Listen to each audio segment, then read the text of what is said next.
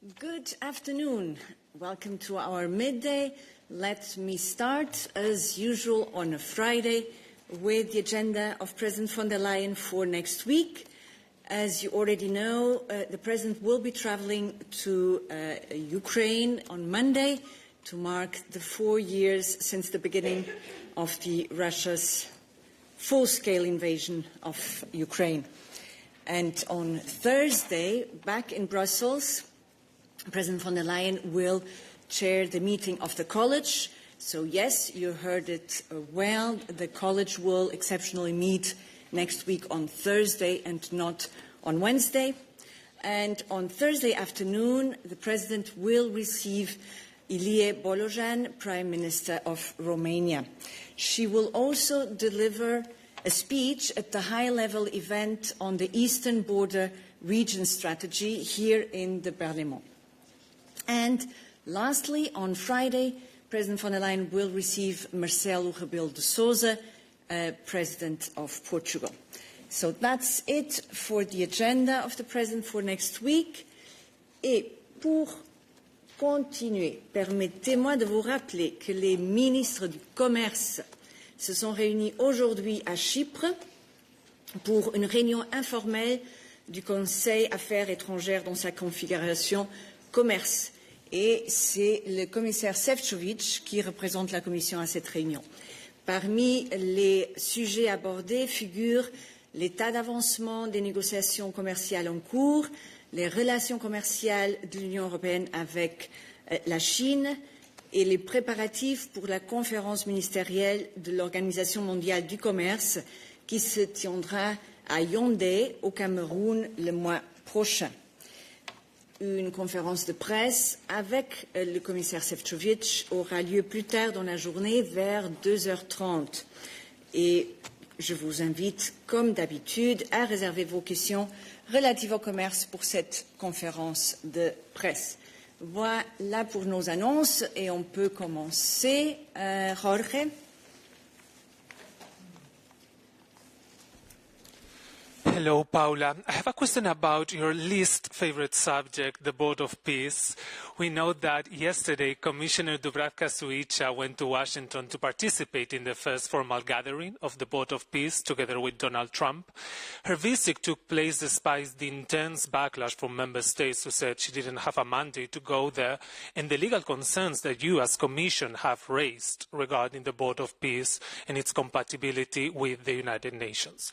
What happened yesterday is that during the event, the EU flag was clearly visible right below the P of peace, and this looked like a collective endorsement of the European Union. So my question to you is, do you regret the participation of Commissioner Šuica, and do you regret the fact that, as a result of her participation, the European flag representing the 27 member states was displayed? Thank you. Jorge, no ranking of preferred subjects on this side of the podium. Guillaume, can you share with us the context and the news and the replies to Jorge on this subject? Thank you, Jorge. So indeed, Commissioner Šuica participated yesterday on behalf of the European Commission in the Board of Peace meeting in DC. Let me stress again that her participation really focused on the discussion related to Gaza and its recovery and reconstruction. So Commissioner Šuica attended alongside with representative of half of representatives of the member states, together also with European partners and all regional ones. Our objective in this meeting was really to help ensure the coordination and complementarity between the EU and broader international efforts. In this context, it is of paramount importance to be at the table to engage with all relevant, I said, regional and international actors. So this is exactly what Commissioner Šuica did in Šuica. She had important bilateral meetings. It was an important opportunity, really, with the key regional actors. Really, it was an important opportunity to discuss and coordinate the next steps. And our engagement will only continue and increase in the future. What I can say is the EU is a strong advocate for a two-state solution, and the participation of the Commissioner was an important opportunity really to underline our commitments for the efforts for a peaceful and safe future of Gaza and for the Palestinians. The EU has been consistent in its engagement, supported for peace and stability in the Middle East. As we said several times, important to stress, we are the largest provider of assistance to the Palestinian people, and we can bring expertise, convening powers, financial contribution to support the objective of the Trump peace deal and of the United Nations Security Council Resolution 2803. So this resolution that I just stressed creates really a unique opportunity for peace that we must seize now, and it is really in this context that we participated in the meeting yesterday. Yes, Jorge, still a follow-up? Yes, thank you, Guillaume. But to my specific question about the usage of the EU flag during yesterday's event, because yesterday you told us in this press room that you were not endorsing the boat of peace and you were not going to join the boat of peace. Yet, despite this, the EU flag was displayed during yesterday's ceremony. So do you endorse the usage of the EU flag? Thank you. I mean, we said it yesterday, and I can stress it again. With our participation to the meeting, we are not becoming a member to the Board of Peace. So the flags in the meeting indeed were displayed on the banner of the Board of Peace. It applied both to the flags of the participants, I mean the members, and also the participants in the wider discussion. So it was a decision of the organizer. But again, really our focus here and our main goal of this meeting was to take part in the wider discussion to ensure a safe future for Gaza and for the Palestinians. Thank you, Guillaume, for those clarifications. Andrew. Thank you. Andrew Gray from Reuters. Continuing on the same topic, as you will be aware, the French Foreign Minister was very clear last night that in his view, and he cited EU law in this respect, the Commission should never have taken part in this meeting because it had not received a mandate from the Council. So can you please explain on what legal basis Commissioner Suica took part in that meeting, what article of the treaty it was based on, or what other piece of EU legislation, because clearly the French Foreign Minister and a number of other member states think that you were overstepping the mark by attending. I will mention again that at least half of the member states, representatives of the member states participated in this meeting, together with European partners and also regional partners. When it comes to your question, indeed, as we said, our reputation in the meeting was clear. We're not becoming a member already for the explanation that we have provided from this podium several times.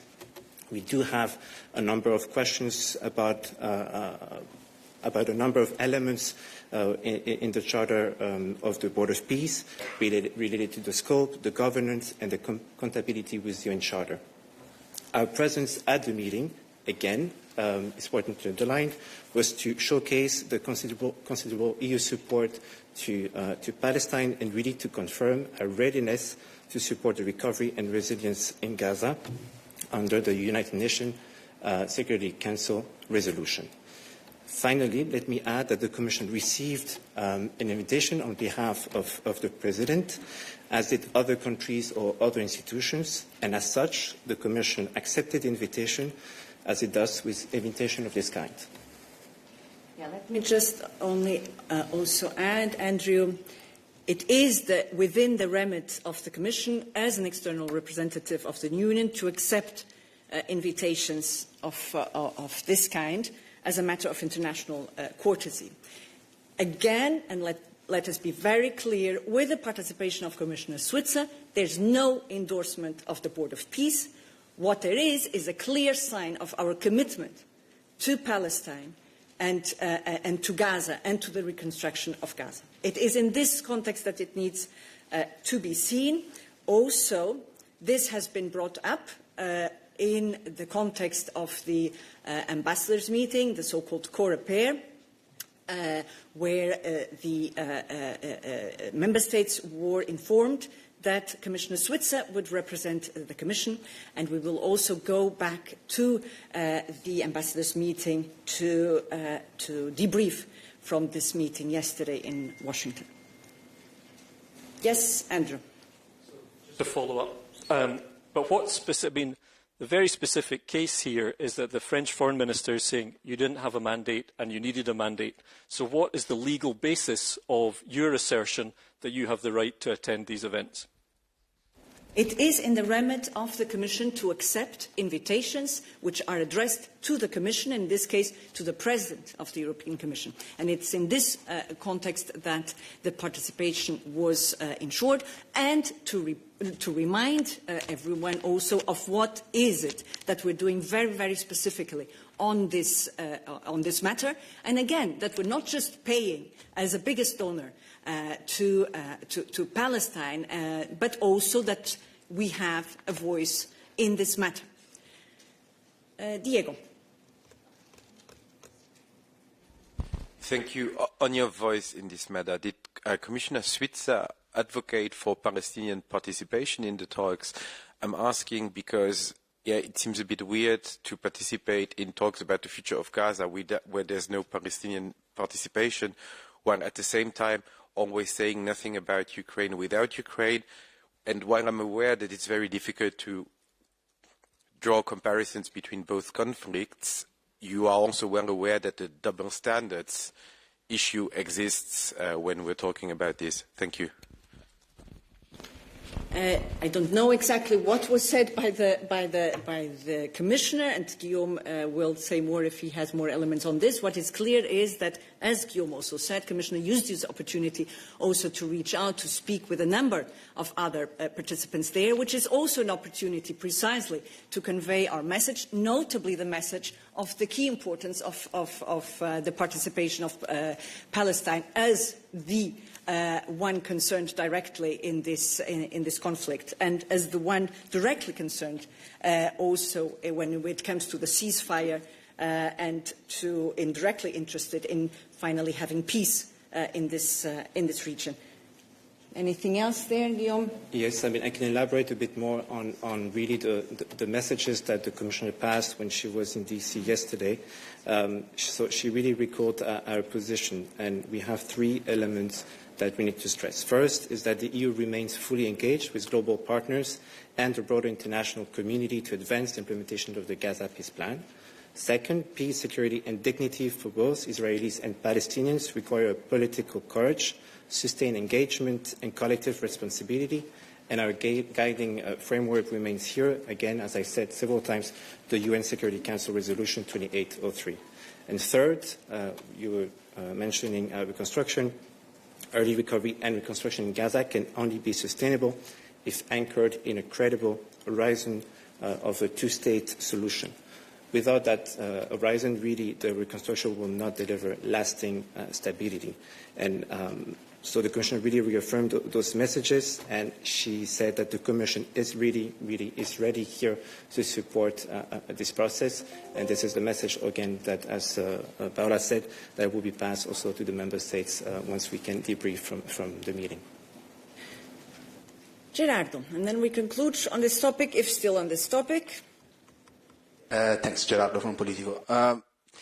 You're making it like an issue of international courtesy, like the European Commission President received an invitation and she sent Commissioner Switzer there. But, and correct me if I'm wrong because you're the spokesperson of the guardian of the treaties, the treaties don't work like this.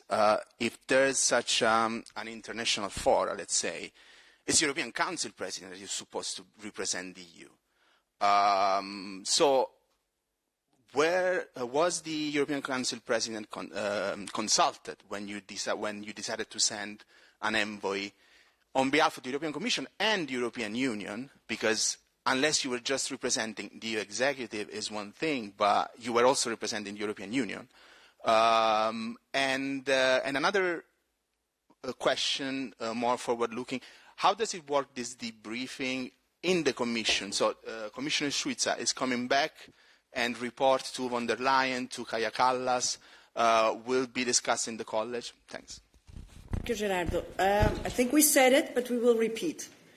Commissioner Switzer participated in this meeting yesterday on behalf of the European Commission. Very important to underline that.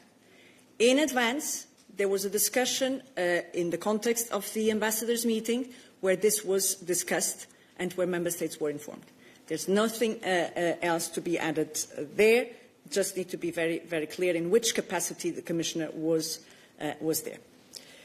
And in terms of next steps, indeed, I cannot prejudge what will be the next steps. We'll see when the moment comes.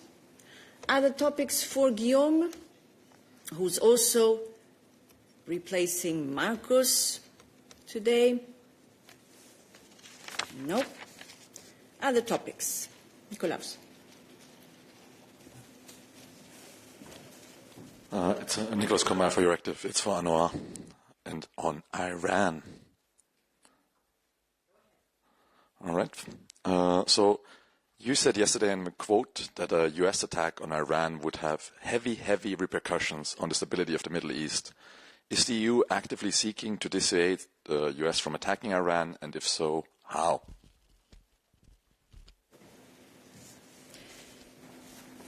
On Iran. And yes, we say Iran, not Iran.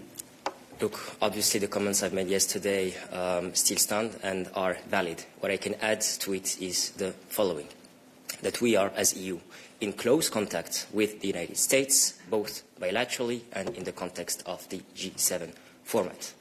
The High Representative, from her side, has held several discussions with her counterparts in the region, calling for de-escalation between the United States and Iran. And we do maintain contact with all relevant parties, and we do stand ready to contribute to any meaningful diplomatic process, because again, diplomacy must be given a chance, and we continue to believe that a sustainable solution to the Iran nuclear issue can only be achieved through negotiations, which means diplomacy. yes, Nikolaos?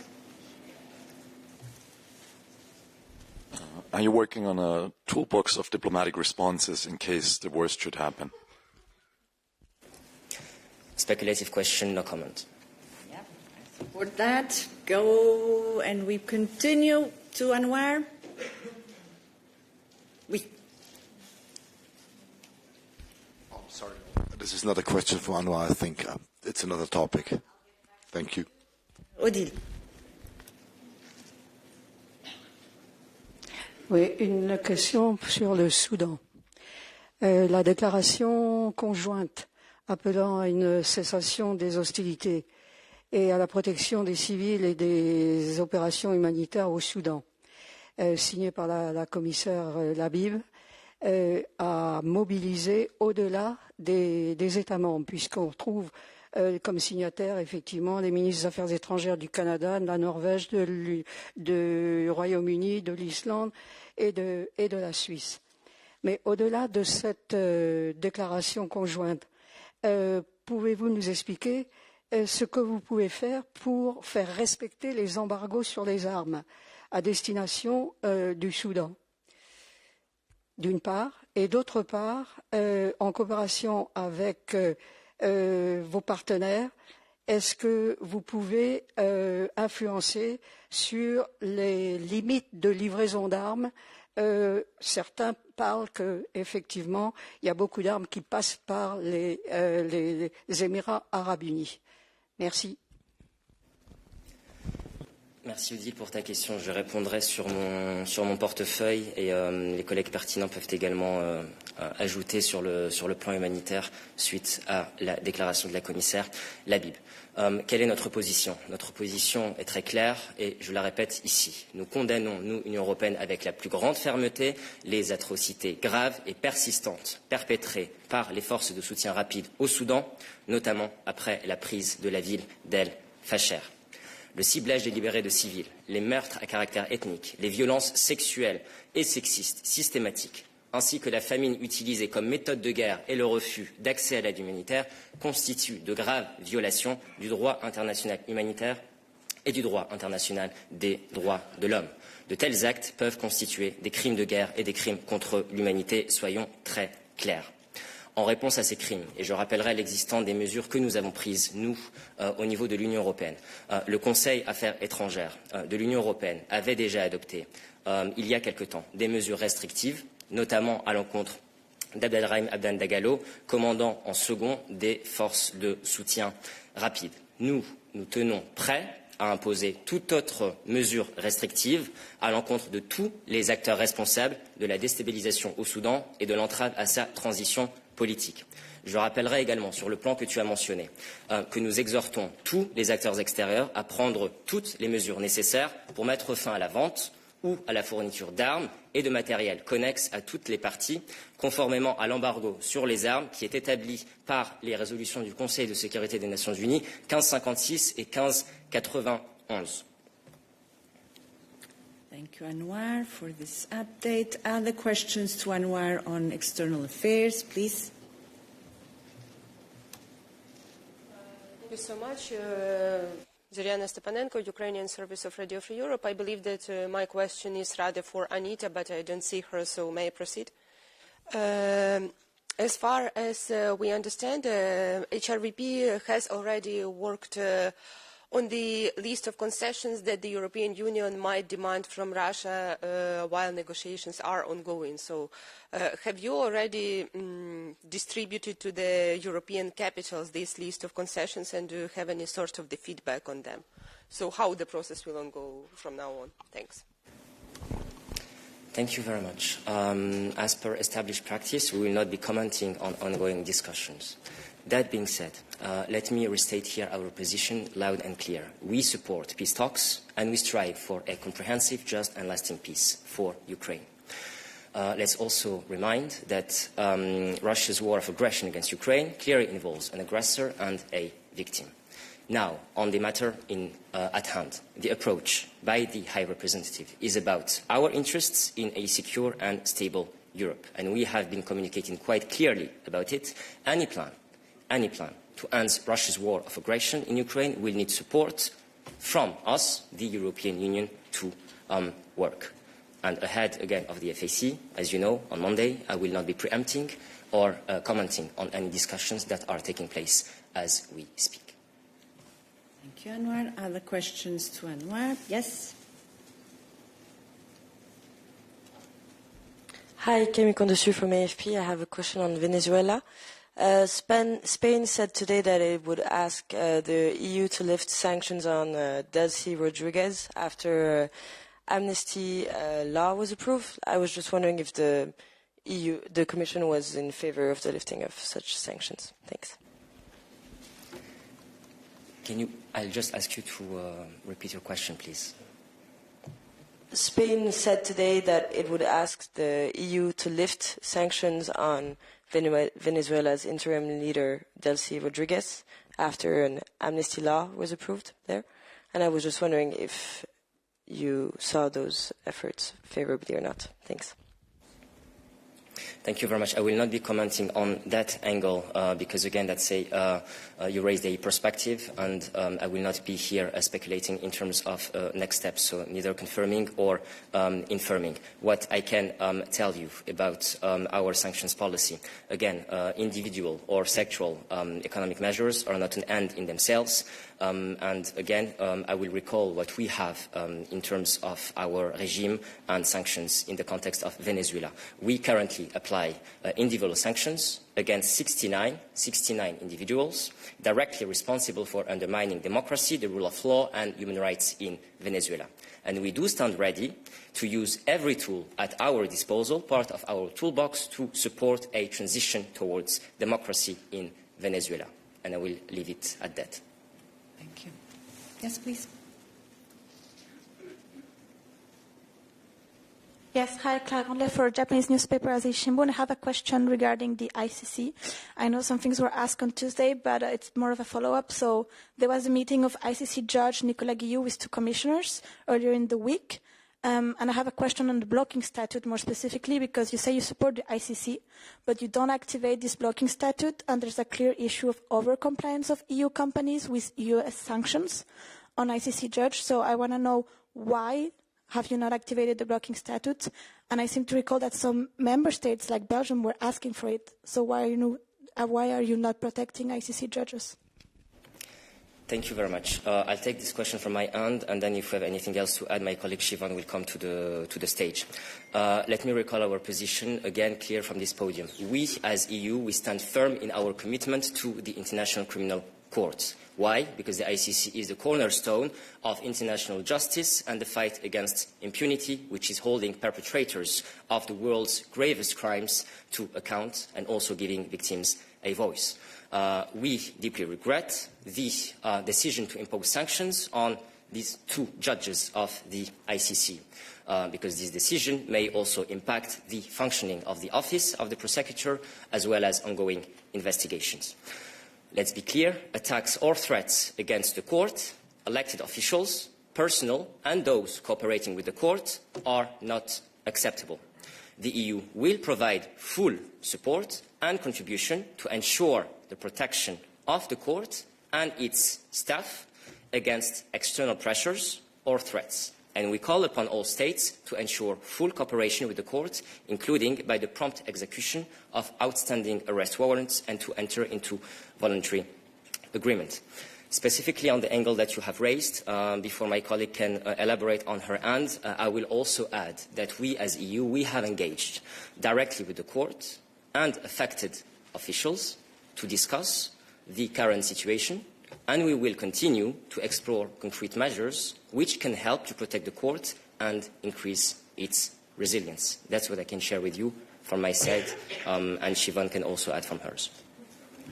Siobhan, anything to add on the question? No, it's covered? Okay, we have a follow-up. Let's see if it's covered. Yes, sorry, I have to insist on this though. Like Belgium and Slovenia and other member states asked, I think in June, for the activation of this. So there was a decision taken in the Commission not to activate it. Can you explain why?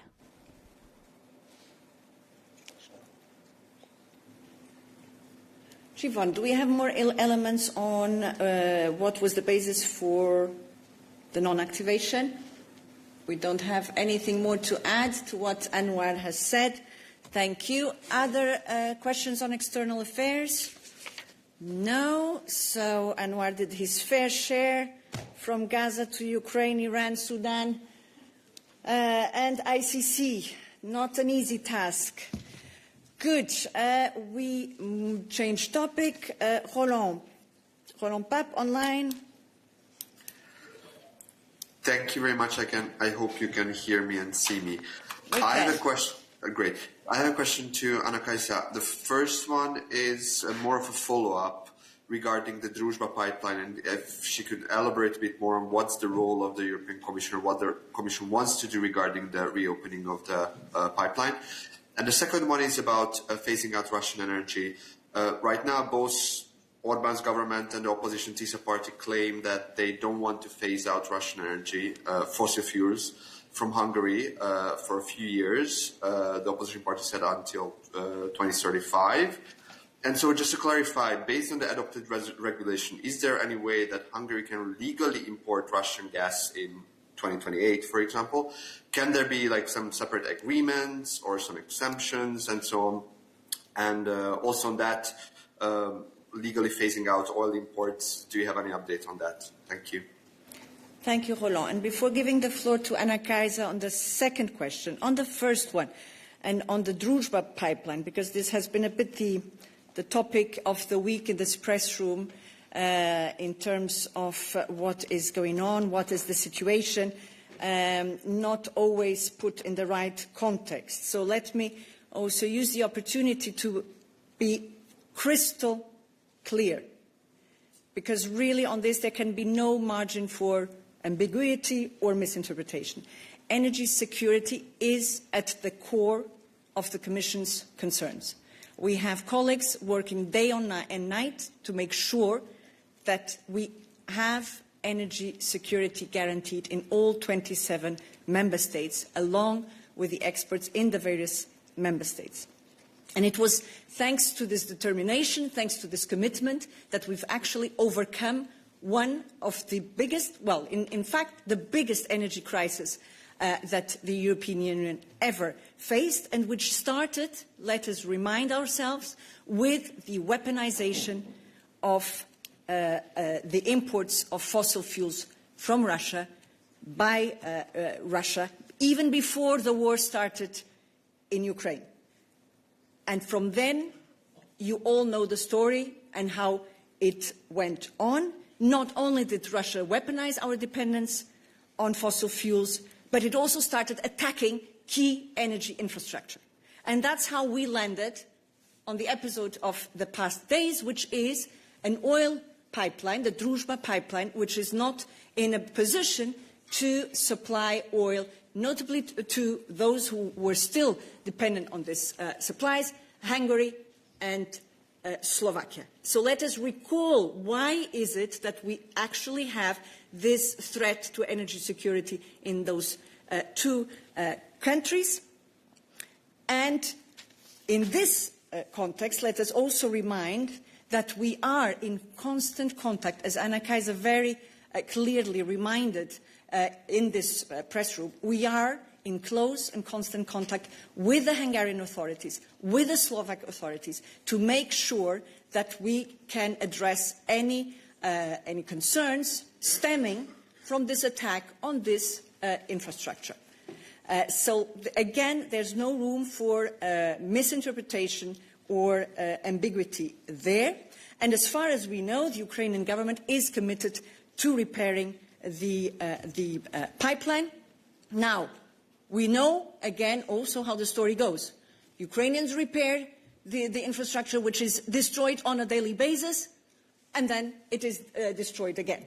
And that's why, again, we need to remind ourselves that the more we are independent from Russian fossil fuels, the better placed we will be and the less we will be in this situation. So just a word of reassurance to Hungary and to Slovakia and all the citizens there that it is our concern to make sure that you have what it takes in terms of energy security. We're working daily on this, along with the very good people that you have in place dealing with energy security. And I'm sorry for elaborating on this, but I've seen so many different reports on this topic that we need to put the record straight.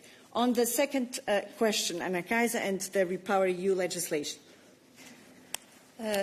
Okay, so maybe just to also update on the details, we have obviously frequent contacts with Hungarian counterparts this week, as well as with Slovaks and Croatians, to get the full picture. And this is the reason why we called the ad hoc oil coordination group for next Wednesday, to get a full picture of what is happening. And as Paula said, on the repair timeline of the damaged pipeline, because this has been the statement that has had various interpretations, as Paula said, Ukrainian government is committed to repairing it, but with the caveat that, of course, high risk of repeated Russian attacks, both on the staff as well as on infrastructure. We would welcome the reactivation of the pipeline, but the decision is for Ukraine only, whether and when to repair it. On your question, which is slightly related on repower legislation, so there's a little bit. I detected a little bit of speculation of what might or might not happen in the future, which is a conversation I will not get into. But just to remind you that yes, the repower regulation is in force, and we have been working when we were preparing the legislation. We worked extensively with all our member states, especially with Hungary and Slovakia, to ensure that that the phase out can happen without any security of supply risks. Again, super important for us, what Paula just mentioned. We want to, any legislation, any proposals that we make need to be something that are applicable, is something that each member state can enforce. and have in force, and that each of them have the supply of energy supply, that citizens have energy security, and that we have a well-functioning energy market. So we have been working very, very closely with those member states that have been mostly concerned with the regulation to phase out Russian LNG and Russian gas. And I will not get into the speculative scenarios, what if, and are there exemptions and are there possibilities, are there this. The regulation is in place. It was negotiated together with member states, together with co-legislators. The decision has been taken, and we continue to work closely with all our member states to make sure that whatever rules we put in place is something that are enforceable in each of the member states, that we reach the objective that we're wanting to reach, which is, in this case, a full phase-out of Russian energy in the European market. Thank you, Anna Kaiser. Yes, please. Tatiana Wysocka, European Pravda, Ukraine. I just want to ask about this oil ad hoc group, which is called for next Wednesday. Do you know the details where it will take place, on which level, and is Ukraine invited to, or only the member states? Thank you. I do not have the details of where exactly, whether it will be online or whether it will be a physical meeting. That I don't know yet, and we will be able to update you probably a bit later. But normally the coordination group, oil coordination group, gas coordination group, etc., it is an expert-level format, and it is the Commission and the Member States. But then, of course, there might be a possibility to invite guests. That we don't know yet. But this is normally the format. It's expert-level group, meeting more or less regularly. We wanted to have this ad hoc precisely next week to take stock and have a proper conversation of all the impacts of what is happening and to have a good idea what's happening on the ground, which might sometimes be a bit different than what is happening in the press. Thank you. Other questions to Anna Kaiser? Nikolaus. Thank you, Niklas Kurmaier, for your active. I believe, given that Ukraine is part of the energy community, it has adopted parts of the EU energy acquis, including the oil stocks directive, which contains a solidarity clause across borders, which, in case of an oil emergency, requires mutual assistance.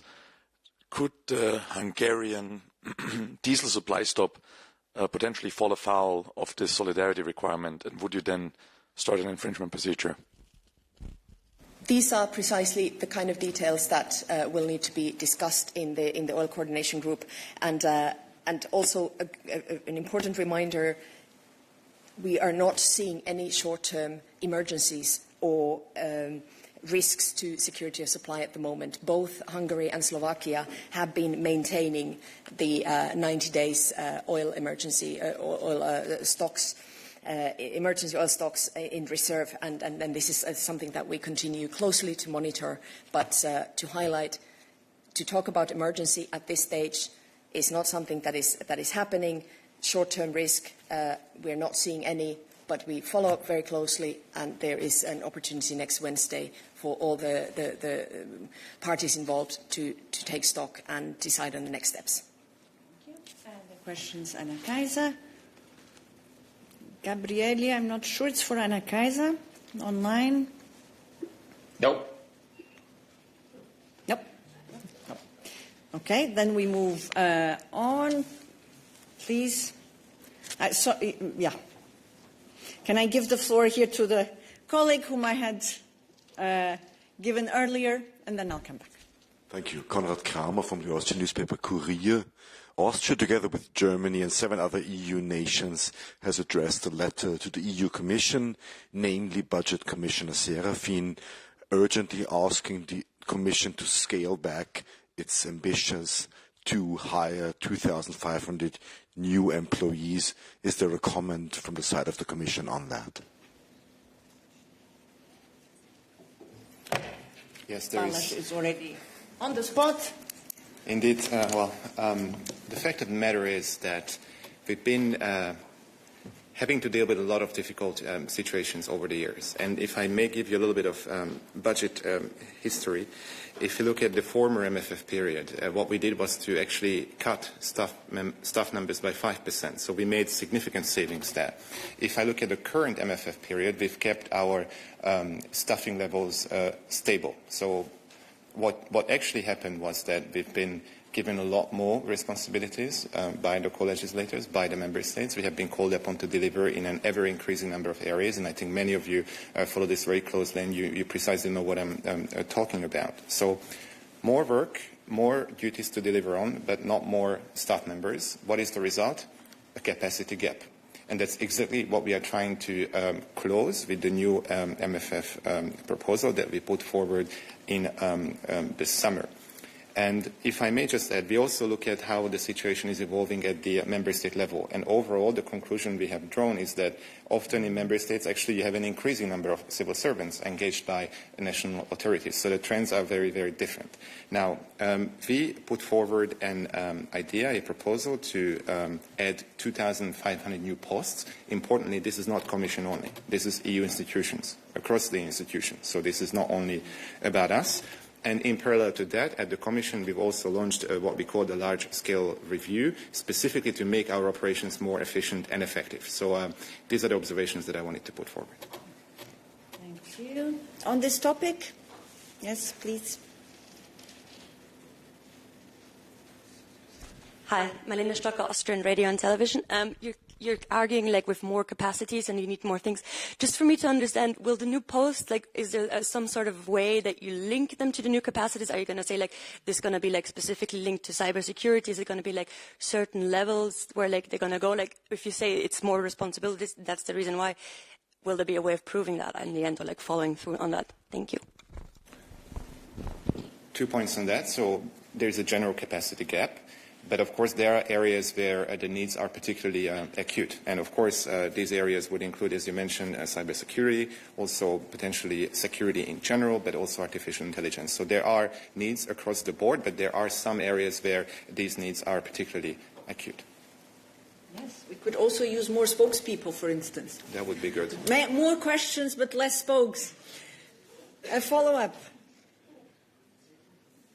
Yes, but that doesn't answer my question if there's going to be anything that's linking these areas, like if in the proposal there will be linking to those areas, or whether or not you just state generally we have under capacity and we need more in general. Will there be a linking? That's the question. Well, there is a proposal which is being discussed by the member states and the co-legislators in general. So we've put forward general figures. We've indicated the areas where the needs are particularly acute, and how this is going to be calibrated is up to the ongoing negotiations. But I think it is clear, yes, when putting forward a request, we need to make the case for it. It cannot just be a general request. It needs to be well justified. Let me see if there are colleagues. Yes, Diego. Thank you. It's on the same issue, and regarding the efficiency part, when you're saying you want to make it more efficient, in the past, the result of this efficiency was often by design or by necessity that the Commission activities in Luxembourg were somehow put together or centralized in Brussels, so that there was a scaling down of the activities in Luxembourg. In your new plans, is there such activity foreseen as well, that some of the agencies active in Luxembourg would be put together back to Brussels? Thank you. So I think we have a general exercise that concerns the Commission's operations in general. Now, as you know, we've always paid special attention to Luxembourg and our operations in Luxembourg and the colleagues who are based there. We've continuously followed and analyzed their situation, and we've adopted some measures over the years in order to ensure that Luxembourg indeed remains an important hub for Commission operations and Commission staff. I think there is a ongoing work which concerns at least 10 different strands, and all the relevant questions will be raised in that context, including potentially those that could affect Luxembourg. Other questions to Balázs? No, we change topic. Yes. Yes. You, the lady? Yes, it's me. And then we can... Sure, okay. Hello, my name is Karina Milor. I'm from TVR Moldova. My question is, could you specify which topics, concrete topics, will be discussed the next week between the President of the Commission and Prime Minister Ilie Bolojan? What topics will be on the agenda? And another question, it will be something about East Invest that's also linked to Moldova? Thank you. I'm not in a position to elaborate on the concrete topics that will be discussed between President von der Leyen and the Prime Minister of Romania. We may then have, after the meeting, more information to share with you. So keep an eye on it. And there, yes, please. Thank you, Paola. I have a question on the Media Freedom Act and Italy. So basically, there is this private radio, Radio Radicale, that for 50 years made public service for Italy, like, for example, broadcasting parliamentary sessions. And now Radio Radicale, that has no advertising and is just funded by public tenders, received the information without an explanation that the funds will be halved from 8 million to 4 million. Without, of course, commenting on the specific case, I would like to know what the Media Freedom Act says about this case, and is it normal that, and it's legal, of course, according to the EU, that this kind of cut is made without explanation. Thank you. Thank you. I was actually not aware of this, and it concerns then a colleague who is usually very much present in the press room. I was not aware of these cuts. I'm looking at Guillaume, who's unfairly stepping in for Marcus, so he doesn't have the information at hand either. But we will look into it and get back to you. Okay. Then I have online Yossi Lemkovic. Yes, hello. I have a question regarding the remarks made by this week by the US ambassador to Belgium, who accused Belgian authorities to be anti-Semitic in the case of legal proceedings against 3 Mohels.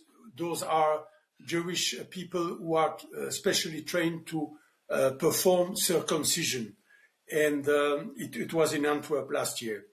And I'm not asking for a comment on this, on the ambassador comments, but I know that Jewish leaders have regularly called on the European Commission to condemn the criminalization of the circumcision, which is a key tenet of Judaism. And they asked to regulate it and have maybe a framework on the European level to recognize licenses for Mohels on European level. I would like to have a reaction from the Commission on this topic. Thank you. Thank you, Yossi. And this is a question of competences, and Guillaume will remind us. What is it that we can and cannot do? So on the comments you were referring to, as you would expect, we would not provide specific comments. We don't comment on comments. When it comes to the issue you're raising, well, our reply would be quite simple. In accordance with the treaties, member states define their own health policies, including the delivery of health services and medical care. So there's nothing I can add on this front. All I can say is fostering Jewish life is at the heart of our EU strategy on combating anti-Semitism and fostering Jewish life. Thank you, Guillaume. Other topics that you'd like to raise today, please? Vincenzo Genovese from Euronews. My question is about the announcement of Commissioner Mikalev that he will not attend the Paralympics opening ceremony in Verona, in Italy, on March the 6th, because of the fact that Russian and Belarusian athletes will be allowed to compete under their national banners. I would like to know if the Commission is in some way in touch with the Paralympic committee, international committee, and if there is something else that you can do on this. Thank you very much. Thank you, Vincenzo. And it's again Anna Kaiser, but of course you cannot know. She's stepping in for Eva this week, so also covering sports, culture and education. So first of all, Commissioner Mikalev's decision not to attend the opening ceremony, it is a symbolic move to show concern for the decision that has been taken. It is not a boycott, as some have, as we've also seen interpreted. So it's not a boycott, it's not a call to boycott the Paralympic Games. We, as Commission, have already expressed our strong position on the committee's decision in September, along with our international like-minded partners. And we maintain our strong belief in the unifying spirit of sport and the Olympic and the Paralympic movements, and we stand with the Paralympic athletes. The development is something that we view with serious concern. The Russian aggression against Ukraine continues. As we are all aware, we are entering the 4th year mark on Sunday. And the Russian and Belarusian breaches as well of the Olympic Charter remains. So we do not agree with the decision to allow Russian and Belarusian participants in the Games. We reiterate our steadfast solidarity with Ukraine, and we remain in contact with all our partners, including Ukraine. Thank you. Andrew.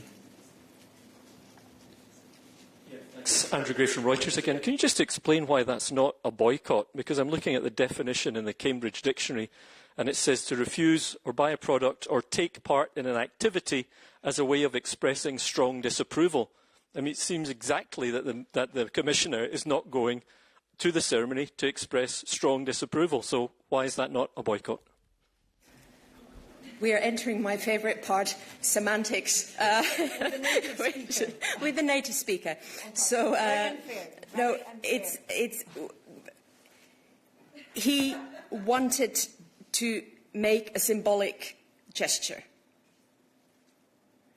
So he's not participating in the opening ceremony. It's not a call for others to boycott the Olympics. Not the citizens, not the spectators, not the athletes, not everybody else. It was his expression of disapproval of the decision that the committee took. Thank you for that clarification. And yes, please. Satya from NHK, the Japanese TV station. Thank you. Just to clarify, would there be anyone else attending the opening ceremony of the Paralympics besides Commissioner Mikalev on behalf of the EU? That I am actually not aware. I mean, he will not be going to the opening ceremony for sure. But if others will be going, that I'm not sure of. That we need to check for you. Diego, big share of questions today. Yes, and if I prove the same logic of the ceremony for the Paralympics to the Board of Peace, I mean... Diego.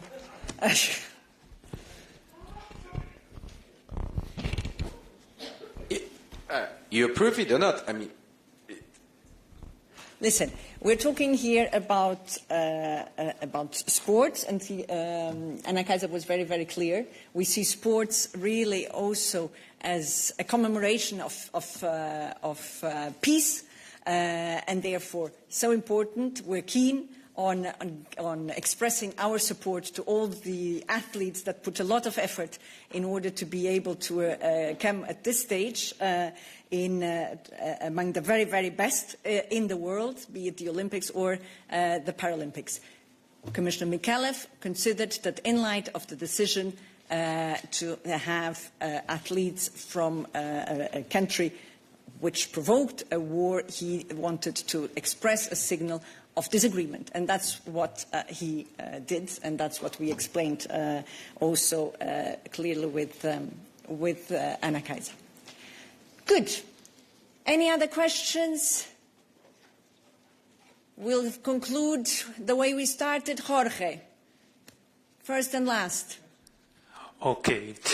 Just a quick one, Paula, for you maybe on the sanctions, because we know that you have the full ban on the maritime services and you were trying to coordinate that with G7 members, with your allies. As of today, have you received any communication from any of these allies saying that they will be willing to impose this ban, or you still don't know where they stand? Thank you. Jorge, listen, I know that we are really in regular contact with the G7 countries to make sure that we can converge in terms of sanctions. This would have a much greater impact. So at several occasions, this topic is being brought up. I don't have the elements to share with you on where we stand on individually on the G7 side in terms of support also to the specific element of the 20th package of sanctions. I can also tell you that we are, of course, still envisaging to have an agreement on the whole package in advance of the 4th anniversary of the war, which is already next week. A lot of work is going in this sense. And Commissioner Dombrovskis also said earlier this week that we would proceed on this ban of maritime services even if we were not to have the support of the G7, and provided, of course, we have the unanimous support of all member states. But, of course, this would not be ideal. And so we're still working towards making sure that we have as broad support as possible beyond the EU and as broadly as possible also within the G7. So let's see if we have more concrete news very soon on this. And with this, we come to an end of our midday and an end of our week. Not yet of our press week, because remember there is a press conference with Commissioner Šefčovič still this afternoon. Thank you very much and wish you a good weekend when it comes.